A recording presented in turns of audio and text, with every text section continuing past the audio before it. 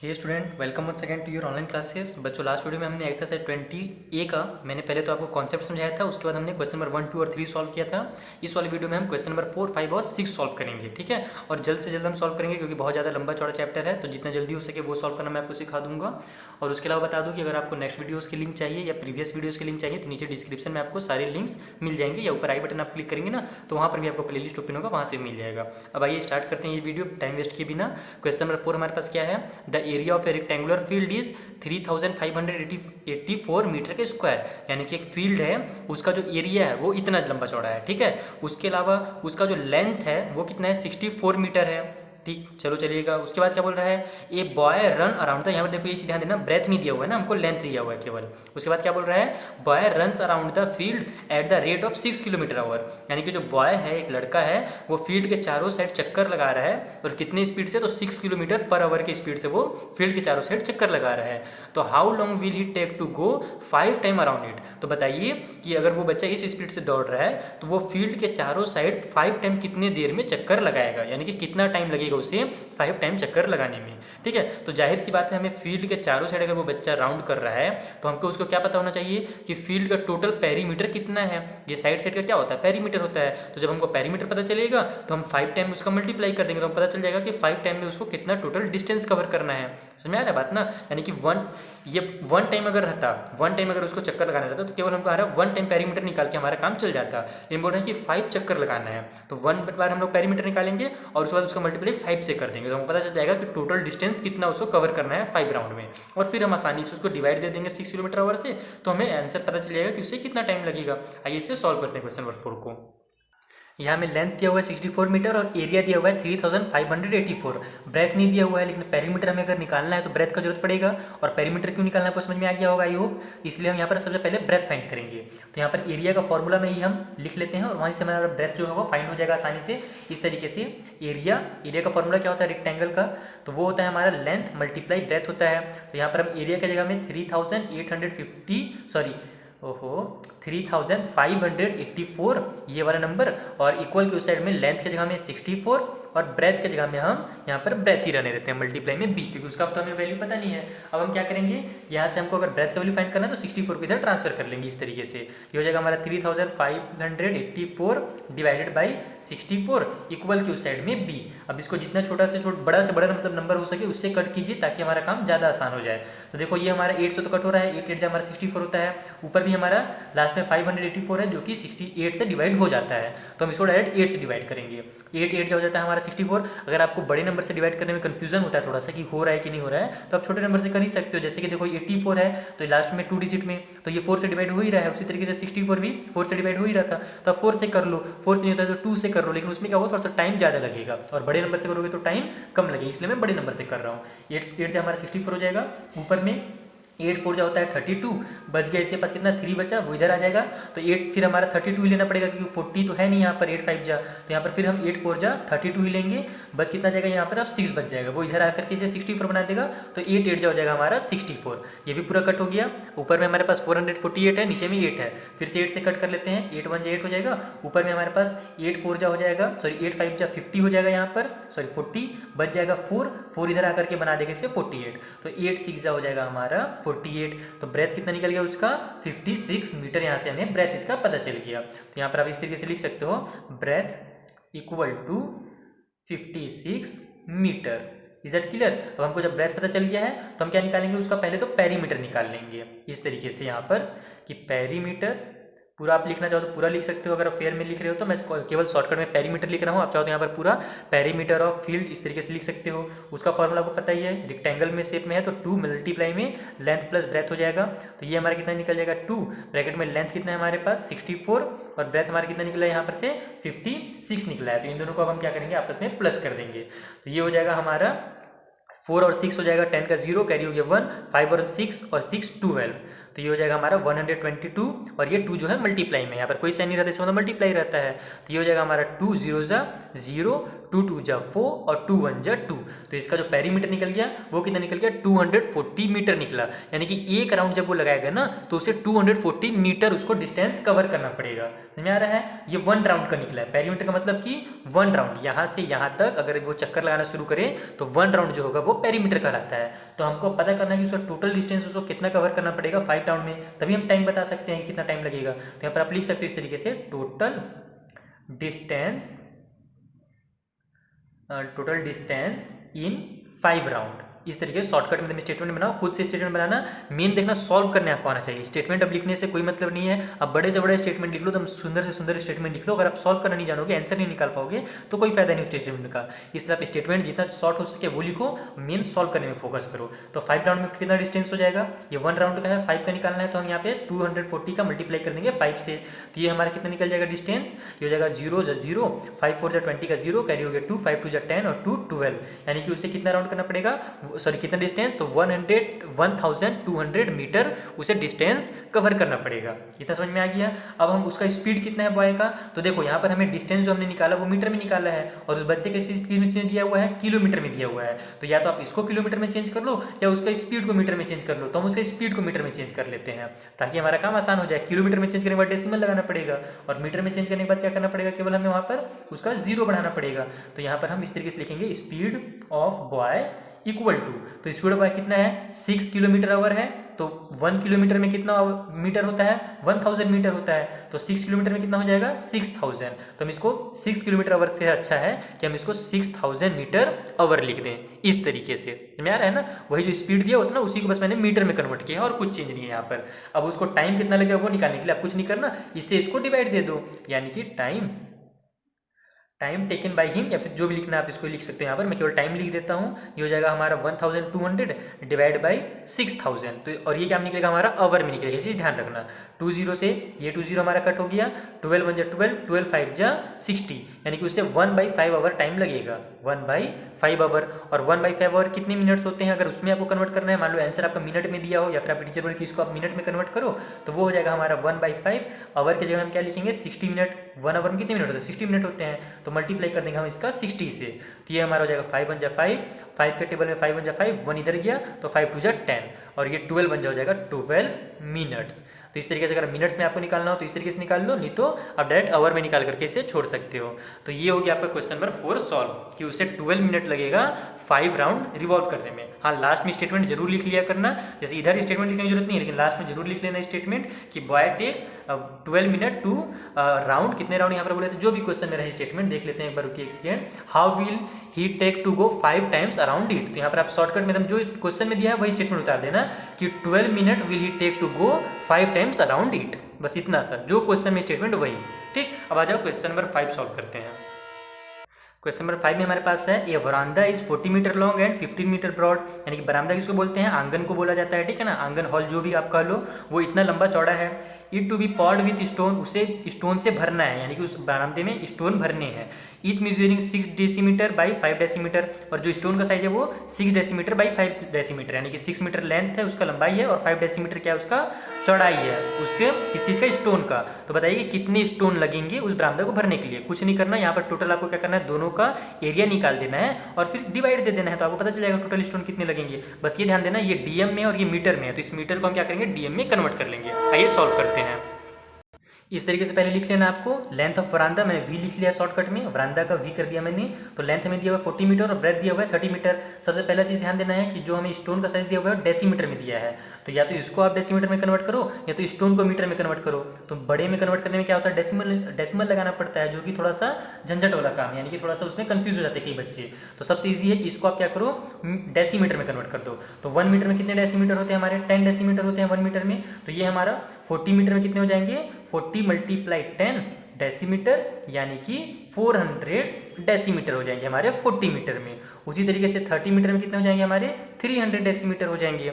Is that clear. अब हम यहाँ से क्या करेंगे, एरिया निकाल लेंगे, एरिया ऑफ वरांदा। तो वो हमारा क्या होगा, लेंथ मल्टीप्लाई ब्रेथ हो जाएगा, यानी कि 400 × 300 हो जाएगा, और डेसीमीटर डेसीमीटर मिल करके डेसीमीटर का स्क्वायर बना लेंगे। तो ये कितना निकल जाएगा हमारा 4 3 जा 12, और ये 1 2 3 4 0 लग जाएंगे यहाँ पे। तो यहाँ पर हो जाएगा हमारा 20,000 डेसीमीटर का स्क्वायर इसका एरिया निकल गया हमारा। इतना समझ में आ गया बात, ठीक है। आगे देखते हैं और क्या दिया हुआ है। अच्छा सॉरी वरांदा हमें यहाँ पर क्या था 15 मीटर दिया हुआ था क्वेश्चन में, मैंने यहाँ पे 13 नहीं पता कहाँ से लिख लिया, लगता है पिछले वाले क्वेश्चन का या फिर नीचे क्वेश्चन का मैंने देख लिया है। तो यहाँ पर कुछ चेंज नहीं होगा, सेम वही करना है आपको। यहाँ पर ये 15 मीटर लिख लो, तो टोटल कितना हो जाएगा हमारा 150, 10 से मल्टीप्लाई होगा 15 का, तो 150 DM हो जाएगा इसका आंसर। और यहाँ पर मल्टीप्लाई वाला भी हमारा थोड़ा सा चेंज हो जाएगा, ये हो जाएगा हमारा 400 मल्टीप्लाई 150 डेसीमीटर का स्क्वायर। तो 15 4 जाता है हमारा 60, और 1 2 और ये 30 उतर जाएगा यहाँ पर, यानी कितना आंसर हो जाएगा हमारा 60,000 डेसीमीटर का स्क्वायर हो जाएगा। Is that clear. अब आज हम क्या करते हैं कि जो स्टोन का एरिया है वो फाइंड कर लेते हैं। तो हमारे पास लेंथ कितना दिया हुआ है, लेंथ ऑफ स्टोन वो हमें दिया हुआ है, इस पर गलत नहीं लिखना है एकदम, 6 DM बाई 5 DM दिया हुआ है ना, इसका मतलब कि 6 डेसीमीटर। और उसी टाइप से ब्रेथ कितना दिया हुआ है हमें, वो दिया हुआ है 5 डेसीमीटर। देखो मैं शॉर्टकट में इसलिए लिख रहा हूँ क्योंकि बहुत बड़ा चैप्टर है और हमें बहुत ज़्यादा टाइम लग जाएगा, इसीलिए मैं एकदम शॉर्टकट में लिख ले रहा हूँ। बी लिखने से मतलब आप समझ जाओ ब्रेथ है, क्योंकि मैं बता भी दे रहा हूँ यहाँ पर। तो ब्रेथ हमारे पास 5 डेसीमीटर दिया हुआ है, तो एरिया कितना हो जाएगा स्टोन का, वो हो जाएगा 5 मल्टीप्लाई 6 या 6 मल्टीप्लाई 5 जो लिखना चाहो आप, तो हो जाएगा 30, और डेसीमीटर डेसीमीटर मिल करके डेसीमीटर का स्क्वायर। अब हमको क्या निकालना है यहाँ से कि कितने रिक्वायर्ड लगेंगे, कितने मतलब कि वहाँ पर स्टोन का जरूरत पड़ेगा उस पूरे बरामदा को फिल करने के लिए। तो ये कैसे निकलेगा हमारा, इसमें से हम इसको डिवाइड दे देंगे तो हमारा आंसर आ जाएगा। देखो इस तरीके से रिक्वायर्ड, एक बार स्टेटमेंट लिख देता हूँ लास्ट वाला, नंबर ऑफ स्टोन, ठीक है। रिक्वायर्ड नंबर स्टोन अगर हमको निकालना है तो हम जो भी हमारा एरिया है बरामदा का यानी कि 60,000 डेसीमीटर का स्क्वायर डिवाइड दे देंगे हम 30 से, जो कि हमारा स्टोन का स्क्वायर है। तो ये हो जाएगा हमारा 0 से 0 कट, 3 1 जा 3, ऊपर में 3 2 जा 6, तो 2 और ये 3 0 बच गया, यानी कि 2000 स्टोन वहाँ पर लगेंगे उस बरामदा को पॉट करने के लिए, बरामदा में भरने के लिए। तो इस तरीके से आपको इसके आंसर फाइंड करने थे। अब आपको ये भी अब समझ में आ गया होगा, कुछ नहीं करना है। अगर इस टाइप से क्वेश्चन कभी भी है तो दोनों चीज़ों का एरिया निकाल लेना है और लास्ट में केवल उसको डिवाइड दे देना है, ठीक है। तो आपका आंसर निकल जाएगा कि कितना रिक्वायर्ड नंबर ऑफ स्टोन है, या फिर जो भी वहाँ पर ईंट वगैरह दिया रहा है, जैसे पिछले साल ईंट वगैरह दिया होता है, इस बार स्टोन वर्ड यूज़ किया है और कुछ नहीं चेंज। आइए क्वेश्चन नंबर 6 देखते हैं क्या है। क्वेश्चन नंबर 6 में देख लेते हैं क्या है। Find the cost of carpeting a room 13 metre by 9 metre with a carpet of with 75 centimetre at the rate of 105 per metre. इसका पहले तो आप मतलब समझ लो कि एक रूम है उसमें कारपेट बिछाने हैं, ठीक है ना, कारपेट आप जानते ही हो। तो वो उस रूम का जो साइज है वो इतना है 13 मीटर बाई 9 मीटर, यानी कि लेंथ जो है 13 मीटर है और जो विड्थ है वो कितना है 9 मीटर है, यानी कि ब्रेथ जिसको हम कहते हैं, विड्थ भी कर लो ब्रेथ भी कर लो। यहाँ पर विड्थ वर्ड यूज किया था तो मैंने विड्थ कर दिया, तो दोनों सेम चीज़ होता है, उसमें कंफ्यूज कभी मत होना, ब्रेथ और विड्थ एक ही चीज़ है। उसके अलावा क्या बोल रहा है कि कारपेट का जो विड्थ है, चौड़ाई है, वो 75 सेंटीमीटर है, लेकिन यहाँ पर कारपेट का हमको लेंथ नहीं दिया हुआ है। अगर कारपेट का हमें लेंथ दिया हो रहा था तो हमारा आसानी से फाइंड हो जाता, क्योंकि 105 जो मीटर में यहाँ पर दिया हुआ है पर मीटर जो कारपेट का कॉस्ट है। तो मान लो कि कारपेट का अगर हमको लेंथ पता रहता है कि कारपेट 2 मीटर या 3 मीटर जितना भी मीटर कारपेट है उससे हम मल्टीप्लाई कर देते 105 का। इसका मतलब यहाँ पर हमें क्या करना पड़ेगा, कारपेट का लेंथ फाइंड करना पड़ेगा, तब हमको पता चल जाएगा कि कॉस्ट कितना है। Is that clear. तो वो कैसे फाइंड करना है ये सिखा देता हूँ। सबसे पहले चीज़ ये ध्यान रखें ना कि यहाँ पर ये मीटर में है और ये जो हमारा विड्थ है कारपेट का वो सेंटीमीटर में दिया हुआ है, तो इसको भी हम क्या करेंगे, पहले सेंटीमीटर में कन्वर्ट करेंगे और फिर इसका एरिया फाइंड करेंगे। आइए सॉल्व करते हैं इस क्वेश्चन को। सबसे पहले हम ऐसे लिख लेते हैं कि लेंथ जो है रूम का 13 मीटर है, तो वो हो जाएगा हमारा 13 को हम सेंटीमीटर में कन्वर्ट करेंगे तो 1 मीटर में 100 होता है, तो 13 में 1300 सेंटीमीटर हो जाएगा। उसी टाइप से ब्रेथ 9 मीटर है तो 900 सेंटीमीटर हो जाएगा। अब हम एरिया निकाल लेंगे रूम का इस तरीके से, एरिया ऑफ रूम वो कितना निकल जाएगा हमारा। अब देखो एरिया क्यों निकाल रहे हैं, क्योंकि हमको कारपेट का लेंथ पता करना है। तो देखो जितना भी कारपेट बिछेगा, ठीक है, और जो रूम होगा तो रूम के में जितना पूरा एरिया रूम का है उतना ही पूरे एरिया में कारपेट बिछेगा, यानी कि जो रूम का एरिया है वो इक्वल रहेगा हमारे कारपेट के एरिया से। इसको मैं आपको डायग्राम समझाता हूँ। मान लो ये हमारा रूम है, इसके अंदर पूरा कारपेट बिछाना है यहाँ पर, ठीक है, तो पूरे में ना कारपेट बिछेगा, यानी कि जो रूम का एरिया होगा ना वही इक्वल होगा कारपेट के एरिया से, तब हम फिर वहाँ से लेंथ फाइंड कर पाएंगे कारपेट का। ओके, तो यहाँ पर हम एरिया निकाल लेते हैं रूम का, वो कितना हो जाएगा हमारा 1300 मल्टीप्लाई 900 सेंटीमीटर में है तो सेंटीमीटर का स्क्वायर हो जाएगा, ये सेंटीमीटर मिलकर के स्क्वायर यूनिट हो जाएंगे। तो ये हमारा कितना निकल जाएगा 13 9 हमारा कितना होता है 117 होता है, और ये 202040 यहाँ पर लग जाएगा और ये हो जाएगा सेंटीमीटर का स्क्वायर। ठीक है, अब क्या होता है मैंने आपको बताया ना कि जो एरिया ऑफ रूम है वो इक्वल किसके है, एरिया ऑफ कारपेट के। तो यहाँ पर आप लिख सकते हो अगर फेयर में बना रहे हो तो कि area of room equal to area of carpet. Okay, जो रूम का एरिया है वो कारपेट के एरिया से इक्वल है, यानी कि ये जो हमारा निकला है ना रूम का एरिया, वही कारपेट का भी एरिया होगा। अब कारपेट का जो एरिया है उसका फॉर्मूला हम लगा देते हैं यहाँ पर। तो कारपेट के लिए हमको क्या दिया हुआ था, लेंथ हमें कारपेट का दिया था कि विड्थ दिया हुआ था, विड्थ दिया हुआ था यहाँ पर ना, यानी कि ब्रेथ दिया हुआ था। तो यहाँ पर हम लिख लेते हैं, विड्थ भी लिख सकते हो और ब्रेथ भी लिख सकते हो, जो लिखना चाहो। तो यहाँ पर हम विड्थ ही लिख देते हैं, कोई दिक्कत नहीं है। Width of carpet equal to हमें दिया हुआ है 75 सेंटीमीटर। Is that clear? तो हमारे पास एरिया का फॉर्मूला अगर हम यहाँ पे लगा देते हैं, चलो यहीं पे मैं लगा देता हूँ ताकि आपको समझ में आ जाए।